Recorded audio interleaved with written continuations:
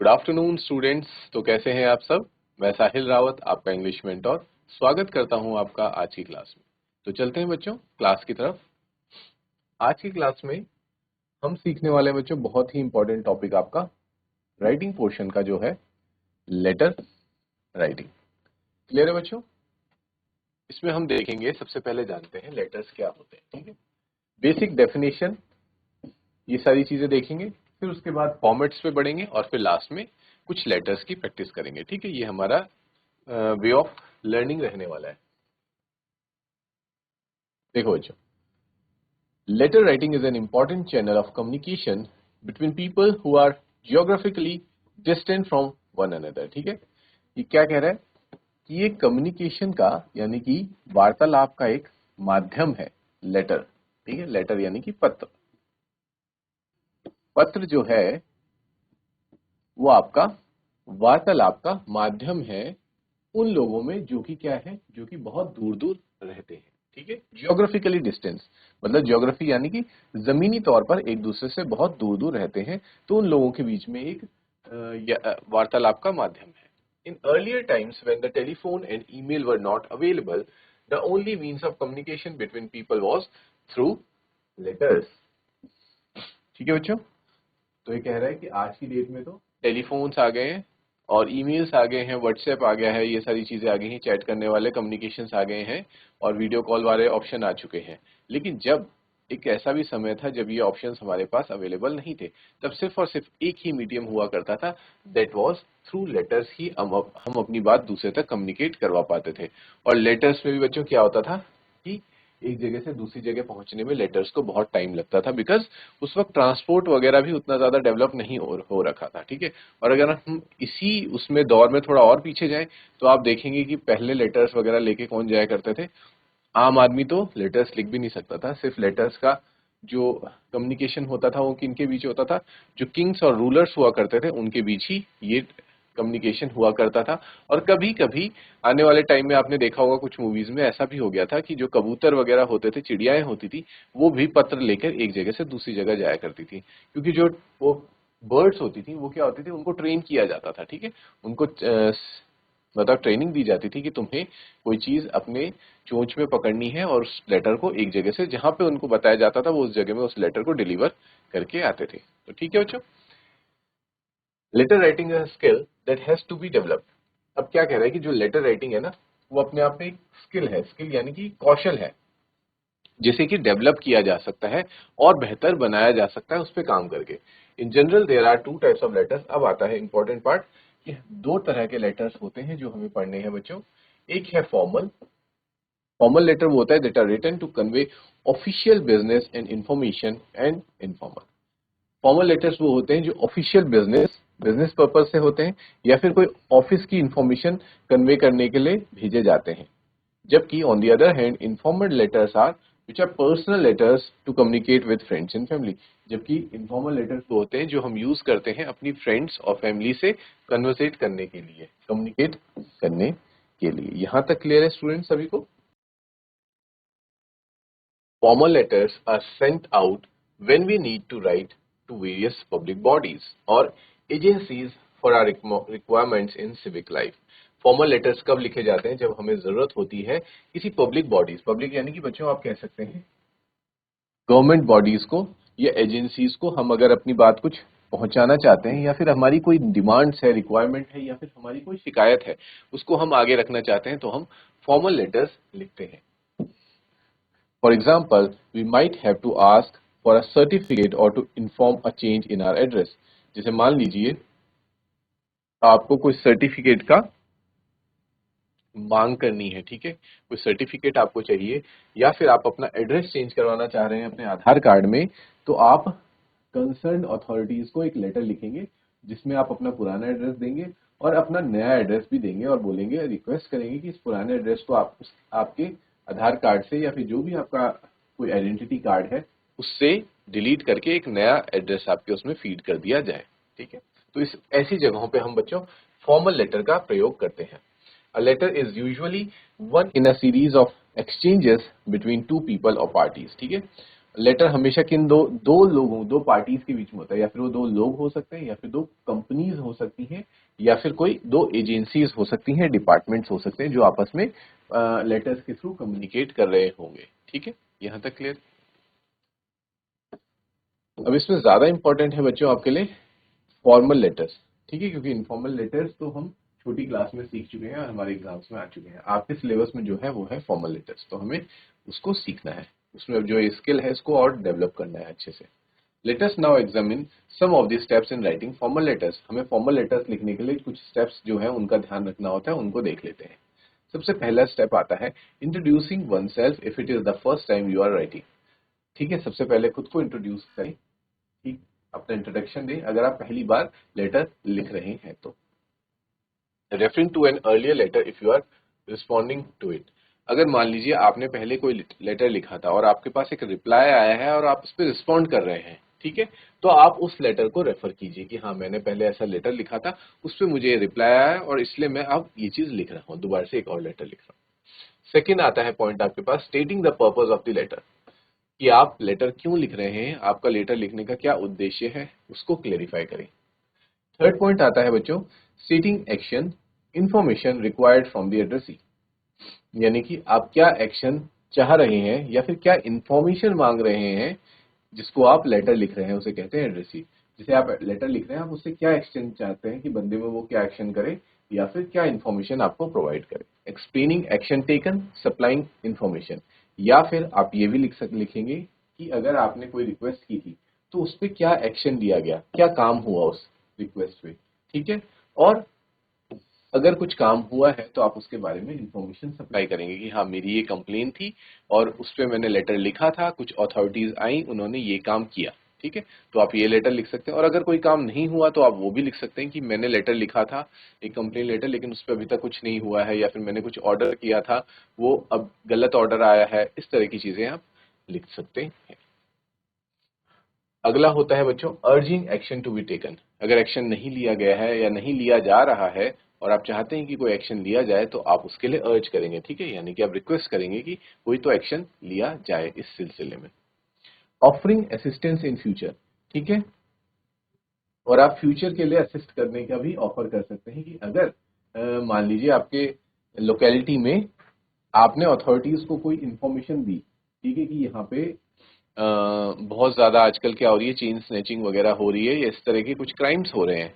ठीक है, और अथॉरिटीज आपके लेटर के थ्रू इस इंफॉर्मेशन को जान पाती हैं और वहां पे एक्शन लेती हैं, तो आप इन रिटर्न ये भी लिख सकते हैं कि इस तरह का असिस्टेंस जो है आपने पुलिस को दिया है या फिर किसी भी अथॉरिटी को दिया है वो आप फ्यूचर में भी देते रहेंगे, आप अथॉरिटीज की हेल्प करने के लिए लेटर्स लिखते रहा करेंगे।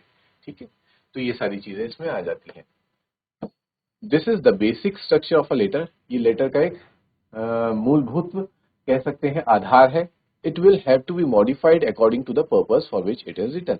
ये बेसिक चीजें थी जो मैंने अभी तक आपको बताई, लेकिन अब आपका लेटर उसमें क्या चीजें पूछी जाती है आपको उसके अकॉर्डिंग अपने लेटर को मॉडिफाई करना होगा।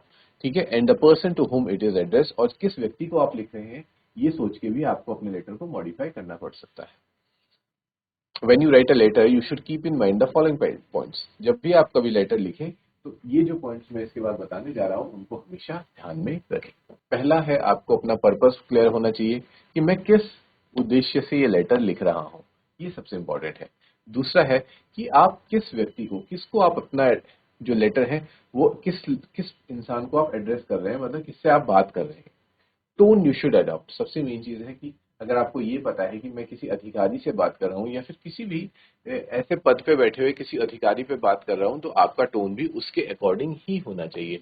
तो आपको जो टोन अडॉप्ट करनी है उसका भी खासा ध्यान रखना होगा। अगला पॉइंट आता है बच्चों कंप्लीटनेस ऑफ द मैसेज। जो मैसेज आप पहुंचाना चाह रहे हैं उस व्यक्ति को, उस अथॉरिटी को, वो अपने आप में पूर्णतः होना चाहिए, कंप्लीट होना चाहिए। ठीक है बच्चों, वो आधा अधूरा मैसेज नहीं होना चाहिए, क्योंकि अगर आपका मैसेज अधूरा वहां तक पहुंचेगा तो शायद उस लेटर पे, उस आपकी लेटर पे या उस रिक्वेस्ट पे कोई भी एक्शन ना लिया जाए। आपको अपना मैसेज पूरी तरह से कंप्लीट वहां पे प्रोवाइड पहुंचाना होगा। एक्शन रिक्वायर्ड, और आपको ये भी बताना होगा कि अगर ये आपको कंप्लेन है या फिर ये समस्या है तो इस पे क्या एक्शन लिया जाना चाहिए, वो एक्शन भी आपको बताना पड़ेगा। कॉन्साइजनेस ऑफ एक्सप्रेशन, ठीक है, कंसाइजनेस ऑफ एक्सप्रेशन, यानी कि जो भी आप एक्सप्रेशंस लिख रहे हैं, स्टेटमेंट लिख रहे हैं, सेंटेंसेस लिख रहे हैं, उनको बच्चों बहुत ज्यादा आपको खींच तान के नहीं लिखना है। आपको कैसे लिखना है? कंसाइज फॉर्म में लिखना है, मतलब छोटा लेकिन क्रिस्प एंड क्लियर। छोटा हो सेंटेंस, लेकिन उस छोटे से सेंटेंस में आपकी पूरी बात आ जाए। ठीक है, आपको घुमा फिरा के बातें नहीं करनी है, because this is a letter and आप फॉर्मल लेटर लिख रहे हैं, तो आपको लैंग्वेज को बिल्कुल शॉर्ट और क्लियर रखना होगा। क्लियर है बच्चों? यहां तक किसी को कोई डाउट? ठीक है स्टूडेंट्स, आगे कुछ और देखते हैं। We have so far considered the content of the letters. ठीक है, हमने ये तो देख लिया कि लेटर का कंटेंट कैसा होना चाहिए। A letter also has a typical format. अब हम आते हैं इसके फॉर्मेट पे कि इसका फॉर्मेट कैसा होना चाहिए। तो सबसे पहले देखते हैं name and address of the sender. ठीक है, सबसे पहले क्या आएगा? जो व्यक्ति लेटर सेंड कर रहा है उसका नेम और उसका एड्रेस, ये बहुत जरूरी है। Companies have printed letter threads with the name of the company printed on them. The letterhead may also carry the name and designation of persons in responsible positions. मान लीजिए अगर कोई कंपनी का लेटर आपके पास आता है, तो उसमें क्या होता है? ऑलरेडी लेटर हेड का नाम लिखा होता है जो लेटर लिख रहा है, और कंपनी का नाम भी उसमें मेंशन होता है। ठीक है, ये कंपनी के केस में बताया गया। Name and address of the addressee, जिस व्यक्ति को आप लेटर भेज रहे हैं और जहां आप चाहते हैं कि ये लेटर जाए, तो उसका नेम और उसका एड्रेस भी आप लिखेंगे। तीसरा आप क्या लिखेंगे? आप वहां डेट मेंशन करेंगे। ठीक है बच्चों। फोर्थ होगा आपका मोड ऑफ एड्रेस और सैल्यूटेशन। ठीक है, salutation is the mode of addressing a person. We may have the following terms, की मतलब आप सामने वाले को कैसे एड्रेस कर रहे हैं। एड्रेस करना मतलब जैसे कि आप रिस्पेक्टेड कह रहे हैं, डियर कह रहे हैं, या फिर जो भी आप चीजें कह रहे हैं, वो डिपेंड करता है कि सामने वाला व्यक्ति कौन है। कोई अथॉरिटी है या फिर कोई आपका फॉर्मल फ्रेंड है, इनफॉर्मल फ्रेंड है, रिलेटिव है, तो ये चीजें डिपेंड करेंगी। ठीक है, this dear sir madam when we are writing to a total stranger whom we do not know at all। देखो, डियर सर और मैडम कब लिखा जाता है? जब हम किसी ऐसे व्यक्ति को लेटर लिख रहे हैं जिसे हम बिल्कुल भी नहीं जानते हैं। ठीक है बच्चों। डियर मिस्टर मिसेज या doctor professor plus surname as in dear doctor Sinha when it is a formal relationship with the addressee and the reader does not know him or her personally. ठीक है, अब ऐसा हम कब लिखेंगे? जैसे कि फॉर एग्जांपल इन्होंने दे रखा है यहाँ पे डियर डॉक्टर सिन्हा। ये हम कब लिखेंगे? जब हमारा डॉक्टर सिन्हा के साथ कोई ऐसा रिलेशन नहीं है, और वो सिर्फ हम एज अ फॉर्मली ही उनको लिख रहे हैं, और हम आज से पहले डॉक्टर सिन्हा से मिले नहीं है, तो हम लिखेंगे dear doctor Sinha. Dear Sujata when we write knows the address personally and, और डियर सुजाता करके हम कब लिखेंगे? जैसे मान लीजिए आप सुजाता को बहुत अच्छे से अगर जानते हैं, तभी आप ऐसा लिख सकते हैं, डियर सुजाता। ठीक है बच्चों, तो ये इनफॉर्मल वे है, और ये क्या है? ये दोनों ऊपर वाले फॉर्मल वे है। ठीक है, reference to previous correspondence, if any. Most official letters carry a subject line just above the salutation. This is for quick reference to the subject. ठीक है, रेफरेंस टू प्रीवियस कॉरेस्पॉन्डेंस, यानी कि मतलब आप जैसे सब्जेक्ट लिखते हैं, ठीक है, सैल्यूटेशन से पहले डियर मैडम या डियर सर लिखने से पहले आप एक ऊपर सब्जेक्ट लिखते हैं, जो कि ये बताता है, क्विक रेफरेंस देता है कि आपका सब्जेक्ट किस बारे में है, जो आप ये लेटर लिखने वाले हैं उसका विषय क्या होने वाला है। ठीक है, तो एक तरह से हम जिसे कहते हैं विषय, हम अपना विषय पहले ही ऊपर लिख देते हैं।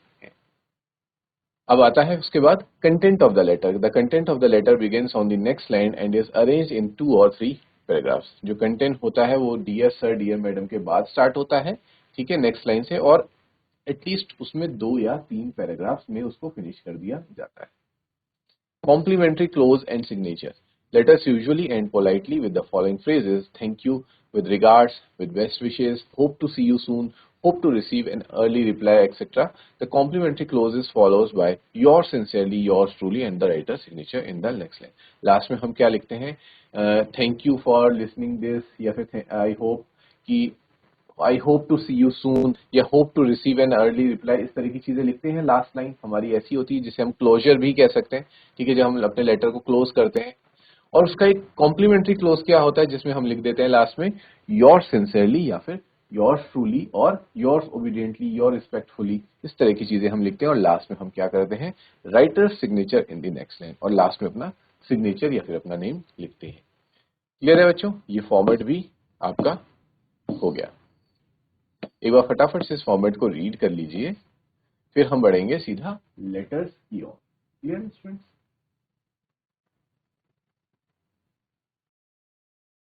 ओके स्टूडेंट्स, बढ़ते हैं आगे। Let's move ahead. देखो, given below is an example of the format of a formal letter. ठीक है, एक आपके पास फॉर्मल लेटर सामने दिया गया है, आप इसे देखिए इसका फॉर्मेट, और फिर आप इसे कॉपी भी कर सकते हैं। पहले एक बार समझ लीजिए, ठीक है। देखो, एक बार इसे लेटर को रीड कर लेते हैं।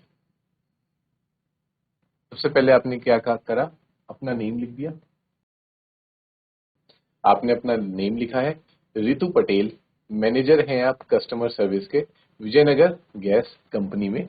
ये आपका एड्रेस है 121 Ameerpet Hyderabad, this is pin code and the date आपने लिख दी। ठीक है, आपने अपना नेम और एड्रेस लिख दिया, डेट लिख दी है। ठीक है, एक लाइन छोड़ेंगे, उसके बाद डेट लिखेंगे, फिर एक और लाइन छोड़ेंगे। अब जिसको आप लेटर लिख रहे हैं आप उसका नाम और एड्रेस लिखेंगे। ठीक है, आप कौन है, आप मैनेजर हैं कस्टमर सर्विस के। अब आप किसको लिख रहे हैं, आप मिस्टर शगुन थॉमस को ये लेटर लिख रहे हैं। ठीक है, आपने उनका नेम लिखा मिस्टर शगुन थॉमस, एड्रेस लिखा 801 Vijay apartments, Begumpet Hyderabad, pin code आपने लिख दिया। ठीक है बच्चों, फिर आप लिख रहे हैं subject your application number, this is for a new gas connection. मान लीजिए कि कोई मिस्टर शगुन थॉमस हैं, उन्होंने क्या किया है, आपकी गैस एजेंसी में अप्लाई किया है गैस के लिए। तो आप उनको क्या लिख रहे हैं कि आपने जो एप्लीकेशन दी थी, आपने जो अप्लाई किया था वो अप्लाई हो चुका है, आप आके अपना न्यू गैस कनेक्शन ले सकते हैं, इसलिए आप ये लेटर से उनको इन्फॉर्म करना चाह रहे हैं। ठीक है, तो आपने सब्जेक्ट लिखा, उसके बाद आप लाइन छोड़ के फिर लिखेंगे डियर मिस्टर थॉमस, और उसके बाद बच्चों आपका क्या होगा, पूरा कंटेंट जो भी आप उसमें लिखेंगे कि ऐसा ऐसा है, आपने यहाँ पे देखो लिखना कैसा है, कॉन्साइज लिखना है, बड़ा घुमा फिरा के नहीं लिखना है। तो आप कॉन्साइजली लिखेंगे कि ऐसा ऐसा है, आपने यहाँ पे इन्फॉर्मेशन दी थी, उनका एप्लीकेशन दी थी, एप्लीकेशन नंबर ले लेंगे और ये सारी चीजें लिखेंगे कि आपको अब आपका यू आर एप्लीकेबल और आपका वो आ गया है, आप अपना आके नया गैस कनेक्शन ले लीजिए। तो इस तरह से आप अपना वो लिखेंगे और लास्ट में क्लोजर करेंगे with regards your sincerely Ritu Patel. ठीक है बच्चों, यहाँ पे आपने अपना लेटर एंड किया। अब जान लेते हैं इस लेटर की कुछ बातें।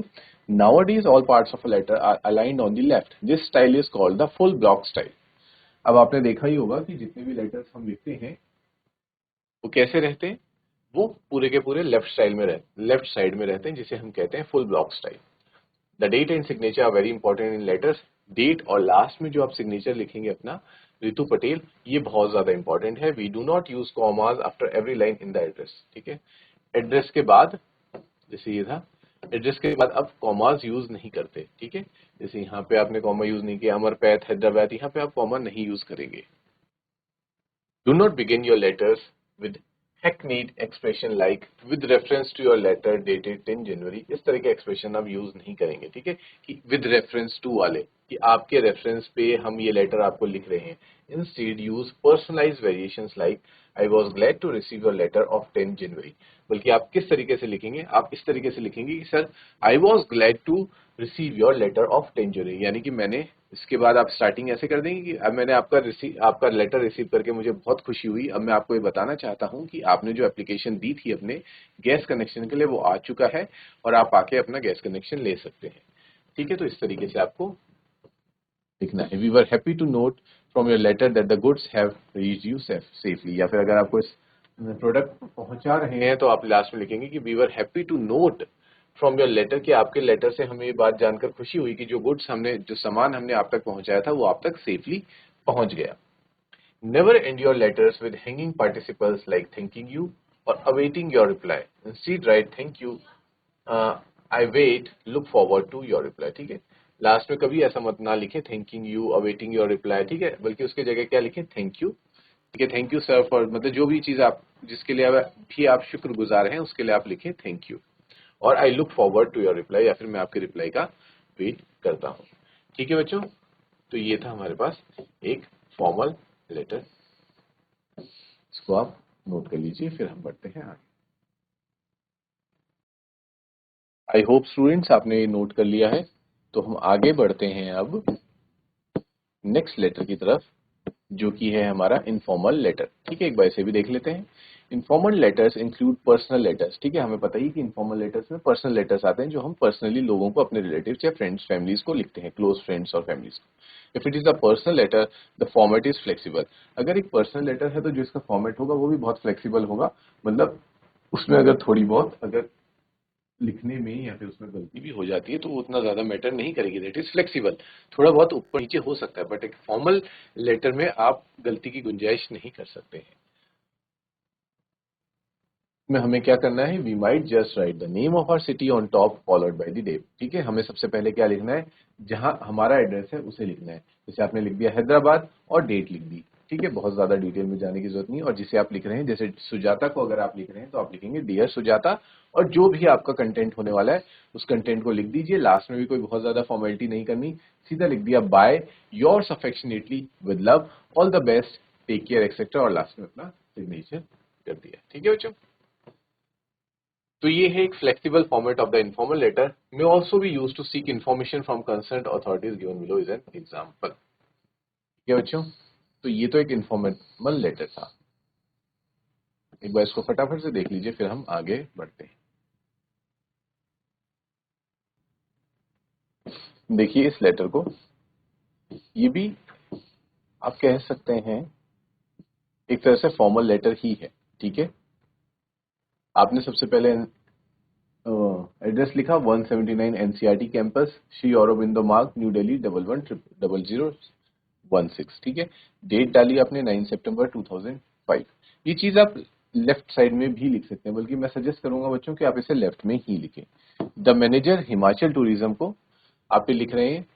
ठीक है, हाँ, आपने अपना एड्रेस डाल दिया। अब किसे आप लिख रहे हैं, मैनेजर को, हिमाचल टूरिज्म के, जिसका एड्रेस है mall road, Shimla. Then dear sir, अब आपका आ जाता है content. We are planning to spend our vacation in Dharamshala, Himachal Pradesh during Dussehra and would like some information regarding availability of lodging in the area. ठीक है, कि हम धर्मशाला, हिमाचल, धर्मशाला में जो अपनी दशहरे की वेकेशंस हैं उनको वो करना चाह रहे हैं, स्पेंड करना चाह रहे हैं, और हम ये जानना चाह रहे हैं, हमें ये इन्फॉर्मेशन चाहिए कि वहां पे रहन सहन का या फिर रुकने का क्या व्यवस्था है। ठीक है, we would like to have information about its inexpensive hotels in and around Dharamshala. वहां की जो इनएक्सपेंसिव में, यानी कि एक होता है एक्सपेंसिव जो बहुत महंगे, इनएक्सपेंसिव यानी कि जो थोड़े हमारे बजट फ्रेंडली जो होटल्स हैं, चाहे वो धर्मशाला में हो या उससे थोड़े आसपास बाहर हो, तो उनके क्या प्राइजेस हैं। Could you please send me a city map and brochures about the activities and sites in the city. क्या आप मुझे वहां का मैप, धर्मशाला का मैप, और जो वहाँ के ब्रोशर्स हैं कि वहाँ पे क्या क्या एक्टिविटीज अवेलेबल हैं, ठीक है, और कहाँ कहाँ हम स्टे कर सकते हैं, इन सब चीज़ों का क्या आप हमें एक ब्रोशर प्रोवाइड कर सकते हैं। और वहाँ क्या क्या देखने लायक जगह हैं, किन किन चीज़ों पे कहाँ कहाँ हम घूमने के लिए जा सकते हैं, साइट्स इन द सिटी। और लास्ट में आप कहेंगे thank you, yours faithfully Suryadhan Kumar. ठीक है, इस तरीके से आप अपना एंड करेंगे। Given below is the format of the informal letter, your address. ठीक है, तो ये आपका बच्चों एक तरह से फॉर्मल लेटर हो गया। इसके बाद ये बता रहा है कि जो एक इनफॉर्मल लेटर होता है उसमें आपका address usually goes in the top right. जो आपका एड्रेस होता है वो टॉप राइट में भी हो सकता है, जैसे कि यहाँ पे था। ठीक है, राइट में भी आप रख सकते हैं उसे, और अगर आप लेफ्ट में भी रखेंगे तो भी कोई मिस्टेक नहीं है। द नेम और job title and the address of the person you are writing to goes on the left, और जिसको आप लिख रहे हैं वो लेफ्ट में रहेगा। The address someone whose name you do not know you can write, जिसका नेम आपको नहीं पता तो फिर आप dear sir, dear madam, dear sirs करके उनको वो कर सकते हैं, एड्रेस कर सकते हैं। To address someone by name use their title and surname, example dear doctor Balakrishnan. ठीक है, और अगर आप किसी को एड्रेस करना ही चाहते हैं उनके नाम से तो आप उनका सरनेम यूज कर सकते हैं, जैसे आपको एग्जांपल दिया गया है यहाँ पे, डॉक्टर डियर डॉक्टर बालकृष्णन। ठीक है, इस तरीके से आप कर सकते हैं एड्रेस सामने वाले को। ठीक है बच्चों, to end a letter use yours sincerely, और लेटर को एंड करने के लिए आप योर सिंसियरली का यूज करेंगे। If you have address the person by name, अगर आपने उसका नाम लिया है शुरुआत में एड्रेस करते हुए। ठीक है, yours faithfully if you have begun the letter with dear sir, और अगर आपने डियर सर लिखा था, डियर मैम लिखा था, तो आप योर्स फेथफुली लिख के ही आपका काम हो सकता है। ठीक है, इस पॉइंट को याद रखेंगे। अगर आपने नेम लिखा है शुरुआत में, जैसे डॉक्टर, डियर डॉक्टर बालकृष्णन, तो आप लिखेंगे योर्स सिंसियरली, और अगर आपने सिर्फ लिखा था डियर सर तो आप लिखेंगे योर्स फेथफुली। ठीक है बच्चों, यहां तक क्लियर है। तो इसी के साथ बच्चों हमारा जो ये लेटर है आज क्लास में एंड होता है। ठीक है, नेक्स्ट क्लास में मिलेंगे बच्चों एक नए टॉपिक के साथ। टिल देन मैं ये होप करता हूं कि आप प्रैक्टिस करेंगे कुछ और लेटर्स की भी। ठीक है, ठीक है बच्चों, take care, have a good day and thank you.